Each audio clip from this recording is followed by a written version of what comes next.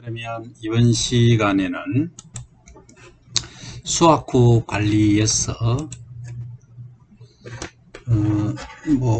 가만히 놔두면은 그냥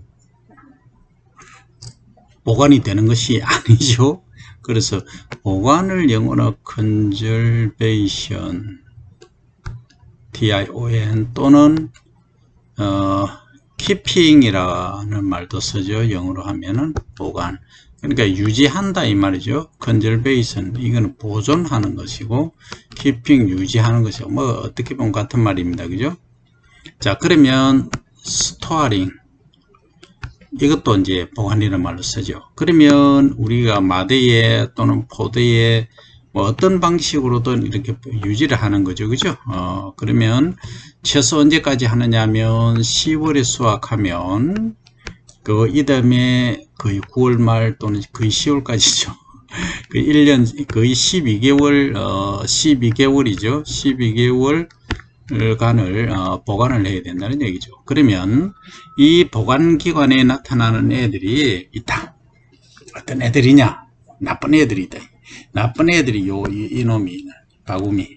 과거에 이거 심했습니다. 이놈이 쌀알이 있으면 다 여기 다 푸석푸석 쌀알이 푸석푸석하다는 느낌 아세요? 푸석푸석 얘가 다 찔러버린다. 얘가 다 먹어버린다. 깨지고. 그 다음에 화랑, 공, 나방. 얘는 나방인데 뭔 과일을 하겠느냐 하면 이게 쌀벌레입니다. 일명 쌀벌레. 얘가 피해가 장난 아니게 큽니다. 말 그대로 쌀벌레잖아요. 그죠? 예. 이 저장하는, 옛날에 이제 이 창고가 있으면 시골에 마을 해관 앞에 보면 창고가 있어요. 이 창고에 쌀을, 이 불량미를 보관을 다 했었습니다.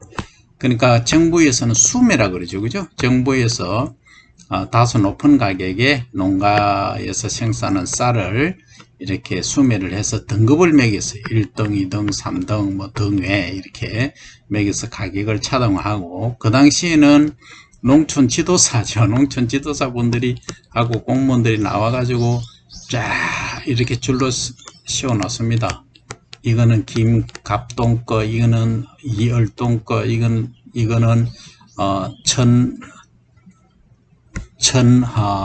미술시 거, 이래가지고 이렇게 쭉 놔요.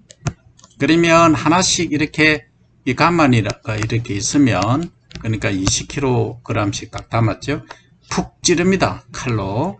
칼인데 이제 이 안에 상태를 알 수 있는, 그러면 이 칼을 쫙 빼보면 여기에 칼을 크게 그리면 이렇게 되죠.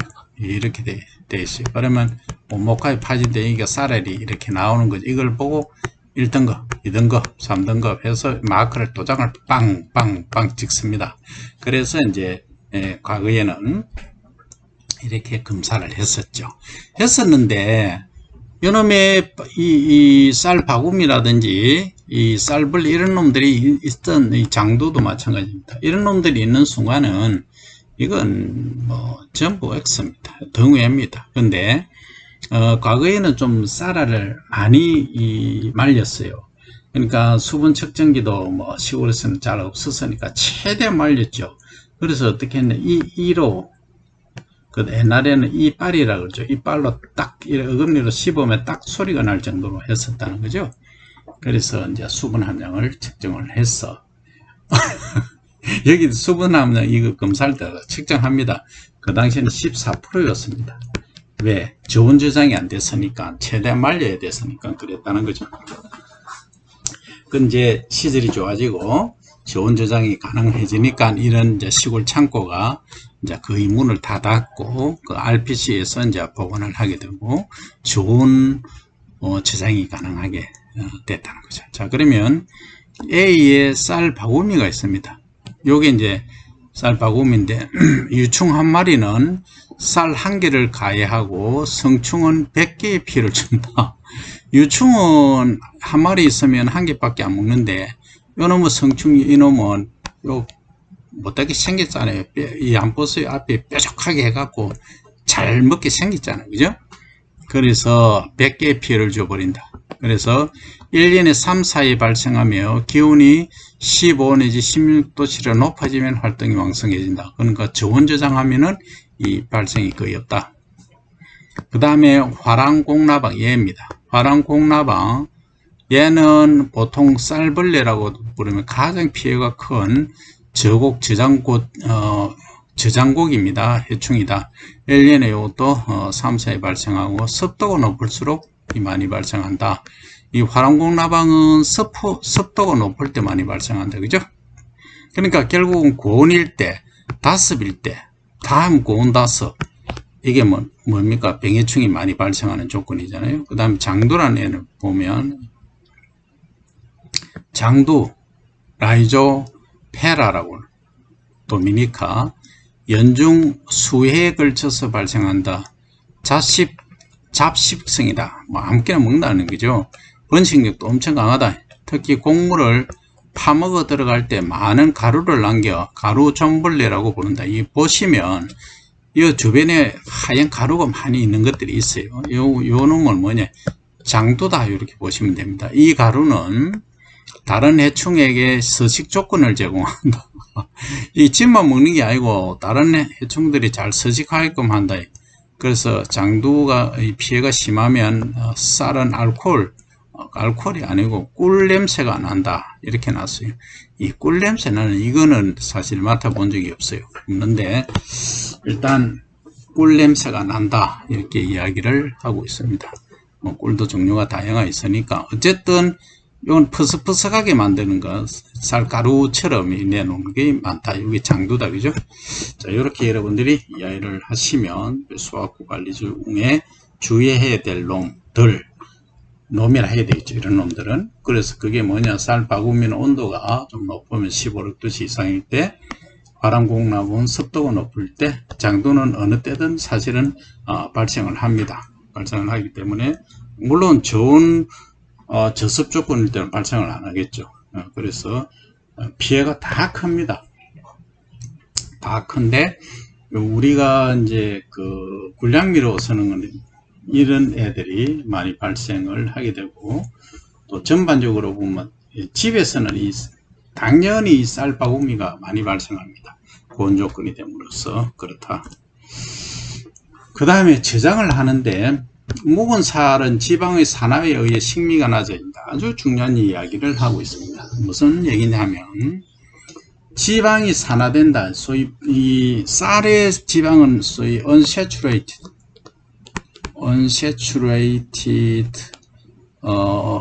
fat이죠. 비포화 지방이죠. 비포화란 말로 안 쓰고 이 비자면 이 비자인데 이 비자가 아니고 불포화 이런 말을 씁니다. 그래서 unsaturated는 불포화 지방이죠. 그죠? 탄소 결합이 16개에서 18개 정도 있잖아요. 지방산은 지방이 그래요. 그 중에 이중 결합이 있는 것, 1개 있는 것, 2개 있는 것, 3개 있는 것, 이렇게. 그죠? 올레산, 리놀렌산 이렇게 얘기하는 거 들어봤죠. 그죠? 그러면 이게 있으면, 불포화 지방이 있으면 이게 이제 O2 산소하고 결합을 잘해요. 그러면 이게 결합이 돼서 부패된다 해서 일명 산패라고 합니다. 산패가 생기면 밥맛이 영 없어진다. 그래서 알비의 저장종 성분과 발화율 및 칭미 변화를 보면 환원당에서 시작해서 그 다음 지방산도, 그 다음 지방산도는 KOH라고 합니다. 요거 그 초등학교, 중고등학교 실습 시간에 실험 시간에 많이 합니다. 그 다음에 이제 발화율을 쫙 보면 어떻게 되는가, 그리고 식미 밥맛은 어떻게 되는가. 이제 저장 기간을, 이거는 년입니다. 1년 된 거, 2년 된 거, 3년 된 거, 4년 된 거 이렇게 보니까 환원당이 어때요? 환원당이 갈수록 많아지죠. 그러니까 당이 글루코스가 있다면 이게 환원된 상태로 된다는 거죠. 그렇죠? 그 다음 지방산도, 산도하면 pH잖아요. pH인데 이거는 KOH, 그러니까 100g당 KOH가 몇 미리그램이 녹아 들어가는가, 이걸 갖고 하는 거죠. 그러면 1년 차는 뭐 거의 없어요. 거의 없지는 않죠. 12.4인데 4년 되니까 거의 뭐 4배 가까이 되더라 하는 거죠. 그리고 발화율은 보면 2년 차까지는 뭐 그런 대로 발화를 합니다. 3년 지나면 이렇게 발화율들, 4년 지나면 거의 뭐 70%는 발화를 못한다 이렇게 보면 됩니다. 그래서 어떻게 또 저장하느냐? 그런데 이런 말도 있죠. 그러면 교수님 옛날에 그 충남에서 발견된 다나미 또는 그 뭐 종자 같은 거 보니까 뭐 오래 가던데요 이런 얘기를 하죠. 그죠? 예, 그런 경우는 액미입니다. 주로 액미. 과거의 쌀은 요것은 이제 산소하고 결합하지 않는 조건에 땅 속에 완전히 묻혀 있어서 거의 뭐 50년이고 100년이고 200년이고 가지만 일반적으로 산소 오토하고 결합하는 애들은 단다. 그죠? 자, 그 다음에 신미, 밥맛을 보면 3.0을 맥시멈, 원래는 뭐 4.0 정도 되겠죠. 얘기하면. 일단, 요걸 이제 기준점으로 잡고 이야기를 해보자는 거죠. 자, 여기 이제 보통, 밥맛이 내는 3.0이다 보고 해보니까 거의 2.0으로 줄어들었다. 이게 좀 감이 사실 안 오죠. 왜냐하면 식미라는 게 어떤 수치로 나타내야 되는데 그게 어렵다. 그래서 이제 요걸 기준점으로 해서 이렇게 줄어들더라 하는데 일본에서 나온 도요 그 식미 테스트가 있어요. 이게 상당히 매덕하죠. 그러니까 요걸 하면 이제 이 사람 1호 된 행태로 그대로 제작을 30회 또는 20회 했을 때 해가지고 뭐 호화 온도 그러니까 밥 지는 온도라든지 이런 거 다 감안해서 해보면 보통 우리나라 쌀은 거의 70 이내입니다. 70 내오고 아주 잘 밥맛이 좋은 거는 80짜리도 있긴 한데 아주 드뭅니다. 그래서 이런 기계를 가지고 정확하게 수치화 데이터화 하는 것이 좋은데 그게 이 밥맛은 사람마다 다 달라요. 할아버지 할머니 다르고 뭐 지역별로 다르고 그죠? 그 다음에 이 상태에 따라 다르고 다 다르다는 거죠. 그래서 이 밥맛은 한마디로 표현하는 것은 상당히 무리가 있다. 어렵다. 그래서 한마디로 우리가 이야기를 못한다는 거죠.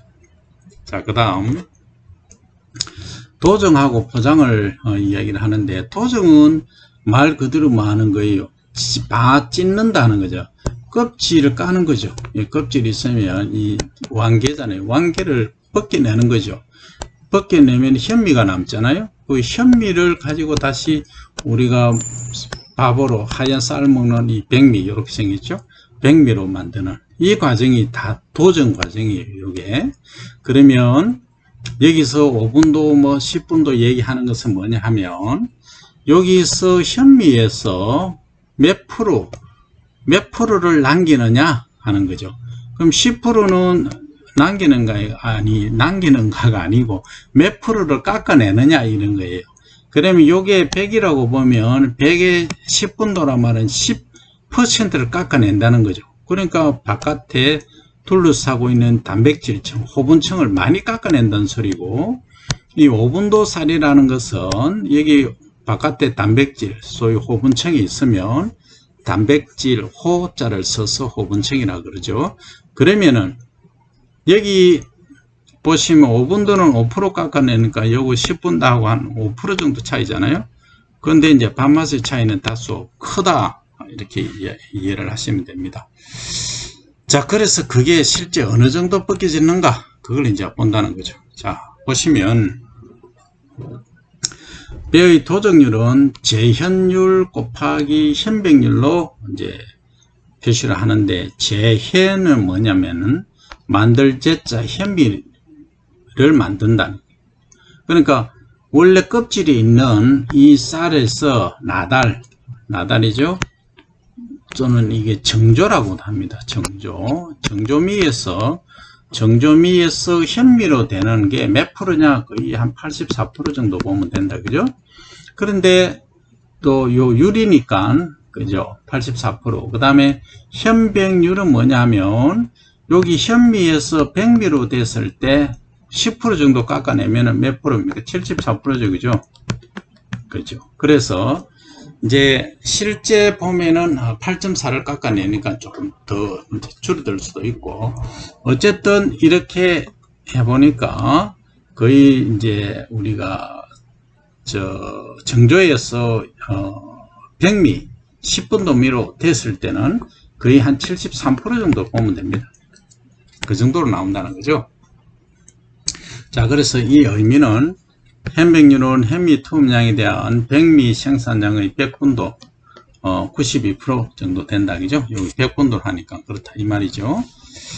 자, 그 다음에 현백률은 현미에서 백미로 되는 건데, 백미 생산량 현미 투입량분의 백미 생산량 곱하기 100이니까 퍼센테이지가 나오겠죠.